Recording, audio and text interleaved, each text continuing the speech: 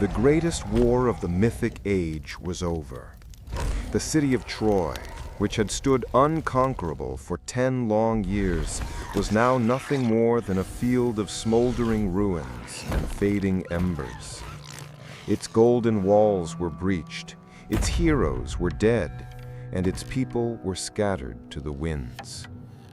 The victorious Greek kings, weary from a decade of brutal warfare, finally turned the sails of their black ships toward home.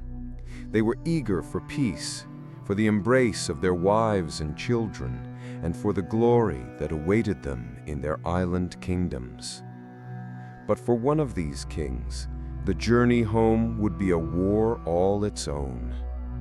His name was Odysseus, the cunning king of the small, rocky island of Ithaca. He was not the strongest of the Greek heroes, nor the fastest, but he was by far the cleverest. It was his mind, his brilliant and deceptive intellect, that had conceived the strategy of the Trojan horse, the trick that finally brought the great city to its knees. As the Greek fleet scattered, each king charting his own course across the Aegean Sea, a dark mood settled among the gods on Mount Olympus. Many of the Greek warriors, in the heat of their victory, had committed terrible acts of sacrilege during the sack of Troy. They had desecrated temples and shown disrespect to the gods, and such hubris could not go unpunished. The journey home would not be a simple one. The sea itself and the gods who commanded it would demand a heavy price for their victory. For many heroes, the return voyage would be their last. For Odysseus, it would become a 10-year ordeal of suffering and wandering, an Odyssey that would make his name immortal. Our story, however, does not begin with Odysseus on his ship, but nearly 20 years after he first sailed for Troy. 10 years the war had lasted, and now nearly 10 years more had passed since its end. All the other Greek heroes either had returned home to their kingdoms or had met their fated ends, all except one. On the island of Ithaca, a deep and sorrowful stillness had taken hold. The king was presumed dead, lost to the unforgiving sea, his throne effectively empty. And in this vacuum of power, a slow and creeping decay had begun to rot the heart of the kingdom. The royal palace of Odysseus was no longer a home, but a feasting hall for vultures. More than 100 arrogant, greedy noblemen from Ithaca and the surrounding islands had descended upon the estate. These were the suitors, each one hoping to marry the queen, and in doing so, claim the throne and wealth of the lost king. And at the center of this storm was Penelope, the faithful wife of Odysseus. For years she had been besieged in her own home, fending off the suitors' aggressive demands for her hand in marriage. She held on to a fading sliver of hope that her husband was still alive, while the suitors ate through her food stores and drank her wine, bleeding the kingdom dry. And watching all of this, caught between boyhood and manhood, was Telemachus, the son of Odysseus.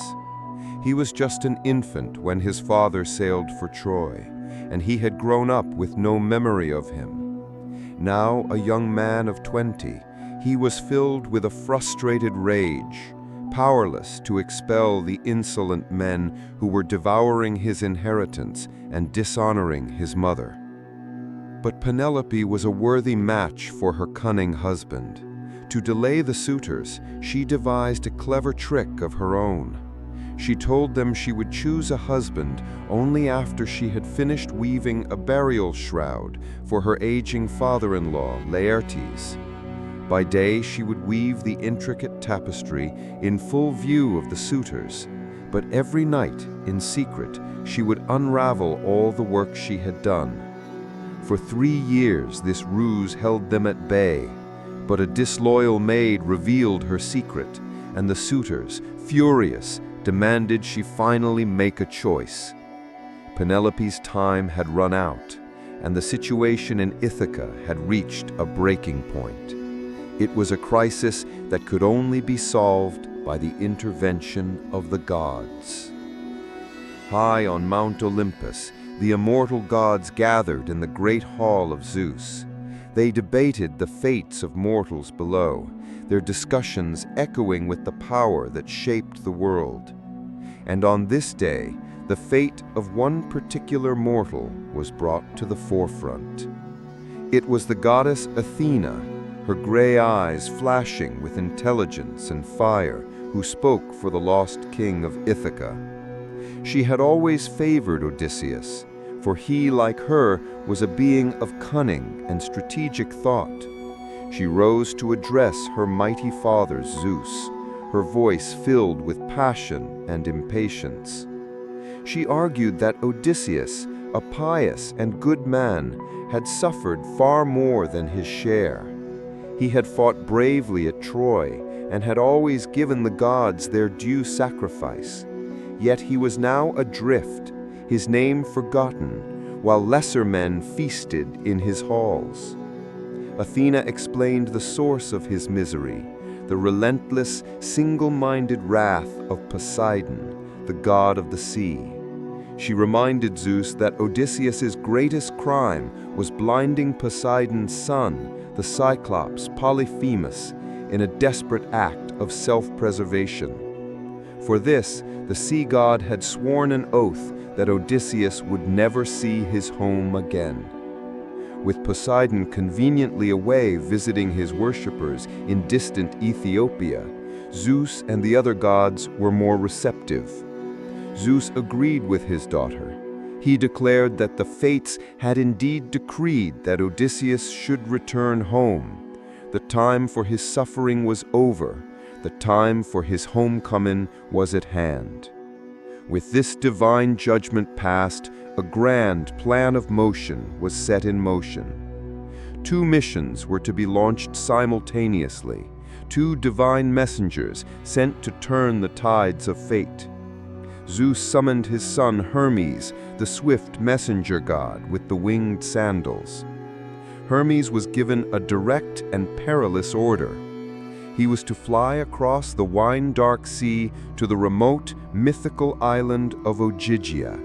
This was a place no mortal ship could find, the home of the beautiful and enigmatic nymph Calypso. For 7 years Odysseus had been held there, a captive of Calypso's obsessive love. Hermes' task was to deliver a direct command from Zeus. Calypso was to release her mortal lover at once. This would be the first step in setting the hero free. While Hermes prepared for his journey, Athena announced her own mission. She would not go to Odysseus himself, but to the home he had left behind. She would travel to the troubled island of Ithaca to intervene in the crisis unfolding there. Her goal was to find the despondent prince, Telemachus. She would breathe a spark of courage and hope into the young man's heart. It was time for the son to begin the search for his father. And so Athena descended from the golden peaks of Olympus. She disguised herself, taking on the form of an old and trusted friend of Odysseus's family. She appeared as Mentes, a chieftain of the seafaring Taphian people. She arrived at the palace in Ithaca and was disgusted by the scene she found. The arrogant suitors were feasting and playing games, their loud shouts echoing through the halls. They were a plague upon the house, a portrait of disrespect and greed. Telemachus, sitting apart from the crowd with a heavy heart, was the first to see the disguised goddess. Despite his own despair, he immediately rose to greet the stranger, offering him food, wine, and a seat of honor. He demonstrated perfect xenia, the sacred Greek tradition of hospitality, the very virtue the suitors were trampling on. After they had eaten, Athena, speaking as Mentees, began her subtle work. She spoke of Odysseus, reminiscing about the great man she once knew. Then she leaned in and planted the first seed of hope in the young man's mind. She told Telemachus that she had heard rumors on her travels, whispers from sailors. His father was not dead, but was being held captive on some distant island. But a man as cunning as Odysseus, she assured him, would surely find a way home. This news, this sliver of possibility, was like a lightning strike in Telemachus's mind. But Athena was not there just to offer hope. She was there to inspire action. She gave him filled with a new fire, a divine courage gifted to him by Athena. Telemachus walked back into his own palace, a changed man. He confronted the suitors with an authority they had never seen in him before, his voice steady and his gaze firm. That night, he asserted his command over the household, silencing even his own mother, Penelope, signaling to all that the boy was gone and a leader was taking his place. The very next morning, Telemachus did as the goddess had instructed and called for a public assembly of the men of Ithaca. It was the first such gathering to be held in the 20 years since his father, Odysseus, had sailed for the shores of Troy. The town square filled with elders and young men, all curious about what the prince had to say. Telemachus delivered a powerful and emotional speech, his voice ringing with a newfound strength. He publicly shamed the suitors for their disgraceful behavior, for consuming his father's wealth, and for disrespecting his mother. He appealed to the elders for justice, and to the suitors themselves to leave his home in peace. The lead suitors, the arrogant Antinous and the smooth-talking Eurymachus, were quick to respond with scorn. They mocked the young prince's sudden show of backbone, placing the blame for the long stalemate squarely on Penelope. They revealed her clever trick with the burial shroud, painting her as a deceitful woman who had led them on for years. As the heated argument reached its peak, a sign appeared from the heavens above. Zeus, watching from on high, sent 2 great eagles soaring over the assembly. The birds locked talons in mid-air, tearing at each other in a vicious battle before flying away. An old prophet in the crowd, Halitherses, interpreted the divine omen for all to hear. He declared that it was a clear sign of impending doom, a prophecy of the violent and bloody return of the great Odysseus.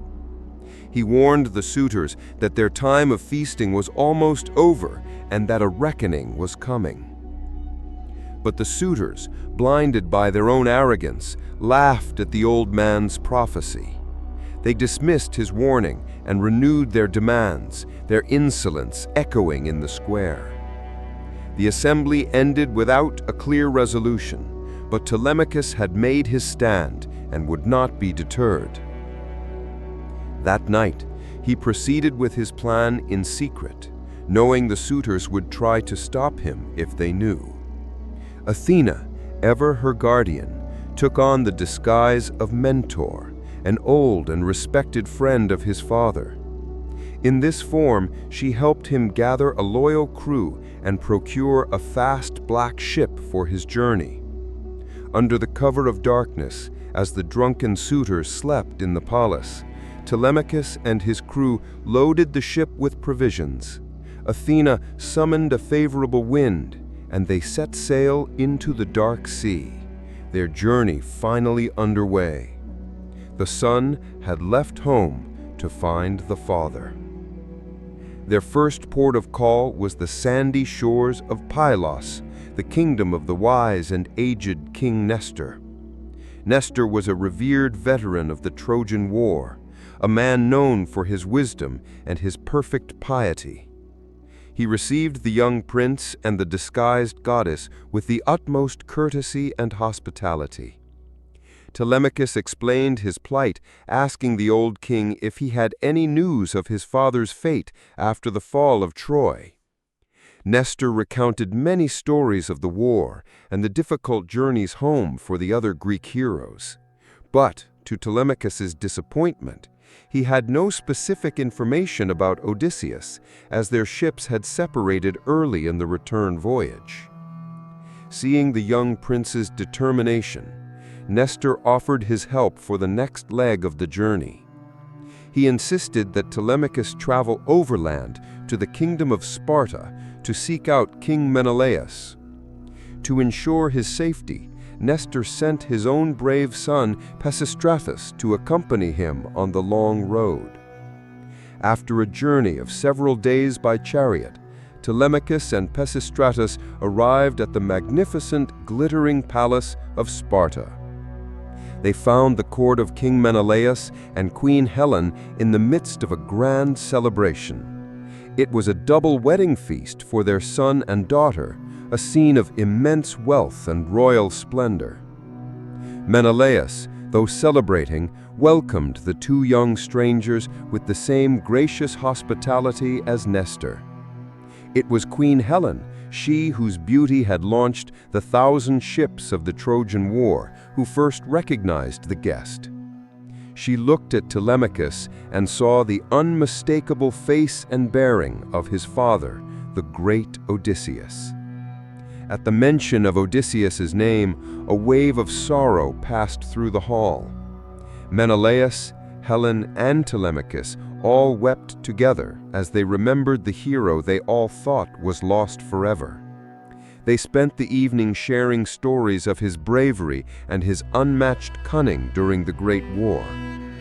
Helen recounted a tale of Odysseus's incredible stealth from within the city of Troy itself. She told of how he had disguised himself as a wretched beggar, allowing himself to be beaten and shamed to infiltrate the city. He had gathered crucial intelligence for the Greeks, a spy hidden in plain sight. Then Menelaus shared an even more significant story, one that held the key to Telemachus's quest. He told of his own difficult journey home, how he had been stranded on an island off the coast of Egypt for weeks. To learn his way home, he had been forced to capture Proteus, the shape-shifting old man of the sea. By holding fast to the god as he transformed into a lion, a serpent, a leopard, and even running water, Menelaus forced him to speak. Proteus, who knows all things that happen in the depths of the sea, revealed the fates of many of the Greek heroes. And it was here that Menelaus delivered the most important news of all. Proteus had told him that Odysseus was not dead. The old sea god had seen him, alive but weeping, on a distant, lonely island. He was being held there against his will, a prisoner of the powerful and beautiful nymph Calypso. This was the first concrete news Telemachus had ever received about his father's fate. The revelation that Odysseus was alive filled him with a renewed and desperate hope. His journey had been a success.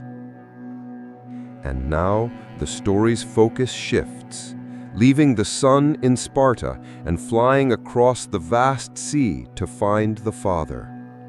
We follow the path of the messenger god Hermes as he is dispatched from Olympus on his divine mission. His destination is that very island Proteus spoke of, the mythical, remote island of Ogygia. Hermes flew over the waves until he reached this place, which was a paradise hidden at the navel of the sea. The island was a vision of perfect, untouched nature, with lush meadows, deep forests, and freshwater springs. It was a beautiful prison. In a great vaulted cave, woven with grapevines and smelling of cedar and thyme, he found the nymph Calypso. She was a goddess of stunning beauty, her voice a captivating song as she worked at her golden loom, but she was also a figure of great loneliness. And there, sitting on the rocky shore just outside the cave, we finally meet our hero. But this is not the triumphant, clever warrior of Troy. This is a broken man, his shoulders slumped in grief, his eyes fixed on the empty, watery horizon as he weeps. For 7 years, Odysseus had been Calypso's unwilling companion. She had saved him from the sea and had fallen in love with him, offering him immortality if he would stay and be her husband. But all he desired was his home, his wife, and the son he barely knew. It was into this scene of sorrow that Hermes arrived, his winged sandals silent on the soft grass. He delivered the unyielding command from Zeus to a shocked and angry Calypso. She was to release Odysseus and help him build a raft to continue his journey home. Calypso erupted in a furious, passionate speech, her voice filled with bitterness. She accused the male gods of a terrible double standard, a jealousy that allowed them to take mortal lovers as they pleased. But when a goddess, like herself, chose to love a mortal man, the gods would conspire to tear them apart. She listed the names of other goddesses who had suffered the same fate, her heart breaking with the injustice of it all. She truly loved Odysseus and had cared. Under the watchful eyes of Calypso, Odysseus, the master craftsman, built himself a broad and sturdy raft. The goddess provided him with fine cloth for a sail and stocked his vessel with wine, water, and food for the long journey ahead. After 4 days of labor, Odysseus pushed his raft into the sea, his heart filled with a nervous hope he had not felt in 7 years. He sailed for 17 days, navigating with expert skill by the constellations in the night sky. He was a man alone, a small speck on a vast and empty sea, but for the first time in years, he was the master of his own fate. The shores of a new land were just visible on the horizon when his great enemy finally noticed him. Poseidon, the Earthshaker, was returning from his trip to Ethiopia when he spotted the raft. His heart burned with a white-hot rage to see that the other gods had conspired to free the mortal who had blinded his son. He lifted his trident and summoned the full fury of the ocean to punish the man. A storm of unimaginable violence descended upon the raft, a personal and vicious attack from an angry god. The winds tore the sail to shreds, and a colossal wave snapped the mast, throwing Odysseus into the churning sea. His raft was shattered, and the hero, weighed down by his clothing, began to sink into the depths. But not all the gods were his enemy. A sea nymph named Ino took pity on the drowning hero. She gave him her own immortal veil, telling him to tie it around his waist, for it would protect him from harm and keep him afloat.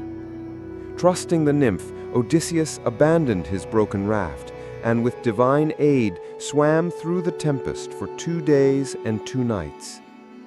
Finally, battered and near death, he washed ashore on the unknown island of Scheria.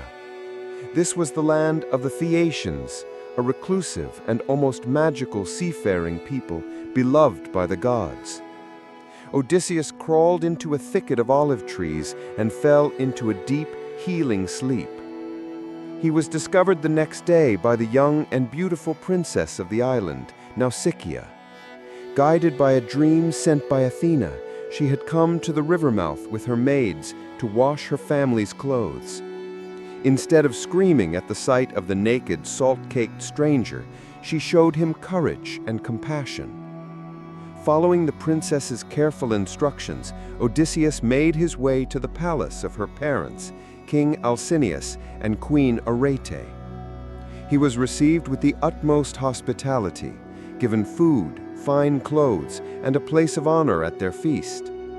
The Phaeacians, though curious, did not press the stranger for his name until he was ready to speak.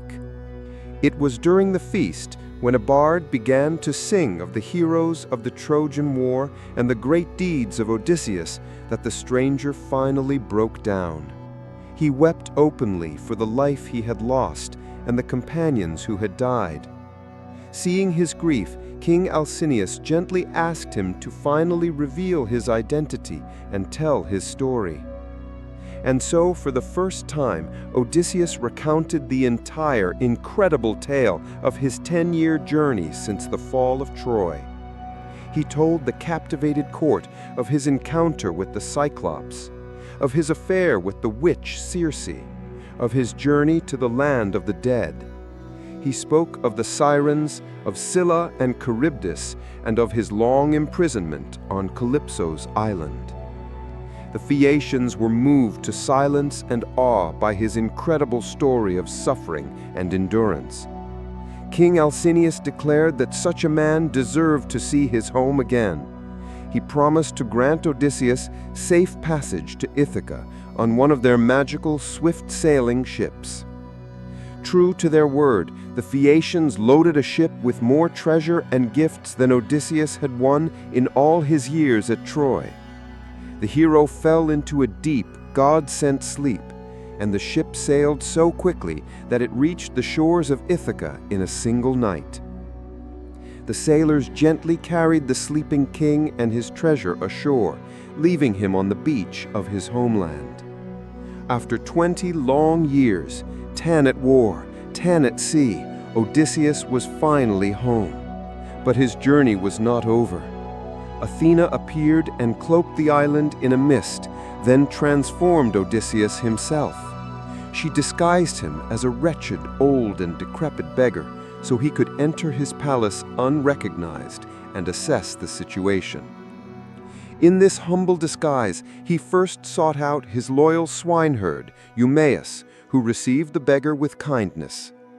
It was here, in the swineherd's hut, that Odysseus was finally reunited with his son, Telemachus, who had returned from his own journey to Sparta. After a tearful reunion, the father and son began to plot their terrible revenge against the suitors. Disguised as a beggar, Odysseus entered his own home for the first time in 2 decades. He was forced to endure the scorn and abuse of the arrogant suitors who mocked him and even threw a stool at him. This humiliation allowed him to test the loyalty of his servants and to identify his most hated and insolent enemies. Finally, the moment for the climax arrived. Penelope, her heart guided by Athena, announced a final challenge to the suitors. She brought out the great, heavy bow of Odysseus, an instrument so mighty that only he could string it. She declared that whoever could string the bow and shoot an arrow through the sockets of 12 axe heads lined in a row would win her hand in marriage. One by one, the suitors, laughing and boasting, tried to string the formidable bow, and one by one they failed miserably, none of them possessing the strength to even bend the rigid wood. The great hall was filled with their grunts of effort and their curses of frustration. Then the old beggar, the man they had been mocking, quietly asked for a turn. The suitors erupted in laughter and outrage, but Telemachus, part of the plan, insisted the stranger be given a chance. The bow was placed in the hands of the disguised Odysseus. He handled the bow with the familiar ease of a master musician handling his instrument. Effortlessly, he bent the wood and strung it, plucking the bowstring, which sang with a low, ominous hum. At that moment, a clap of thunder from Zeus echoed from the heavens, a sign of divine approval. Still seated, Odysseus fitted an arrow to the string, drew it back, and released.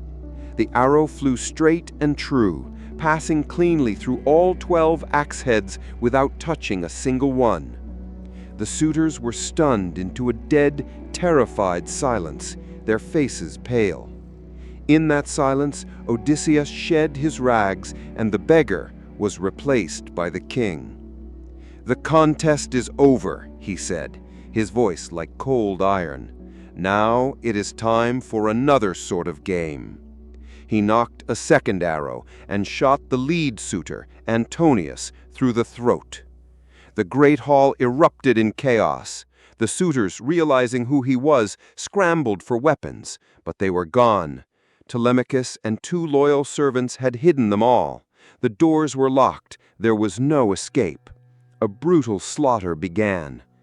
With Telemachus fighting by his side and protected by the shimmering shield Athena, Odysseus unleashed 20 years of rage. He was a lion among jackals, his arrows finding their mark with deadly precision. He killed every last suitor, sparing none, until the floor of his great hall was slick with their blood. After the battle, Odysseus had to face one final test, perhaps the most difficult of all. His wife Penelope, having heard the commotion, refused to believe it was truly him, fearing it was a trick from the gods. She tested him, ordering a servant to move their master bed out of their chamber for the guest. This was a secret test, for the bed was immovable. Odysseus himself had built it from the trunk of a living olive tree that grew in the center of their room. His angry reaction, describing the bed's secret construction, was the final proof Penelope needed. With that last doubt erased, she finally ran to him, and they embraced in a tearful reunion after 20 years of separation. The king was finally reunited with his queen. His final tasks were to reunite with his aging father, Laertes, and, with Athena's help, to establish a lasting peace with the vengeful families of the slain suitors. The man who had fought at Troy, who had battled monsters and angered gods, who had been lost to the world for 20 years, was finally home. His great war was over. The Odyssey was complete. His name would be remembered forever, not just for his strength, but for his cunning, his endurance, and his unyielding will to return to the place he belonged.